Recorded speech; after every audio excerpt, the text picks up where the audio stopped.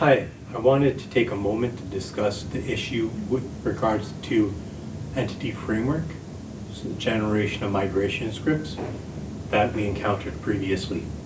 What I've found is oftentimes when you use libraries, as they version it and add functionality to it and create newer versions, you oftentimes, even though they released this framework publicly, they tend to have bugs that are introduced and removed at random points in the cycle. So even if you read the documentation and it tells you how to use something or how it's supposed to work, there are times where it won't work as expected. This is why it's important to be able to isolate the sources of problems that you encounter while using a framework, or even in your own code, because then you will know what the source of the issue is and be able to work around it rather than placing blame or getting confused, which is often what happens when people can't find the root cause of something going wrong.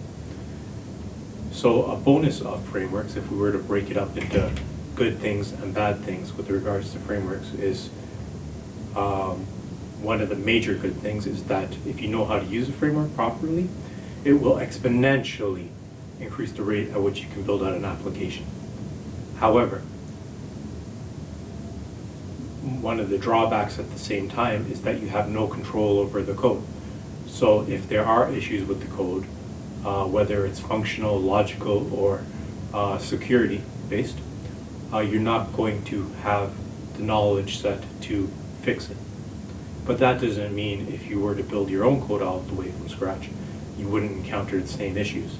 It's just that because when using a framework, it is quite possibly widely used, that issue will be publicized. So a lot of people will be aware of it versus having your own segment of code written from scratch that people won't be aware of how it works, and consequently it'll be harder for people to find out the loopholes that might exist in it.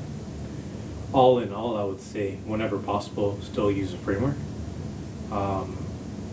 But there are times when a trusted component or a trusted piece of code that you rely on from someone else, whether it's within your company, from a teammate, or from another company where they develop the framework and sell it or open source it, there will be times when you're working with faulty code.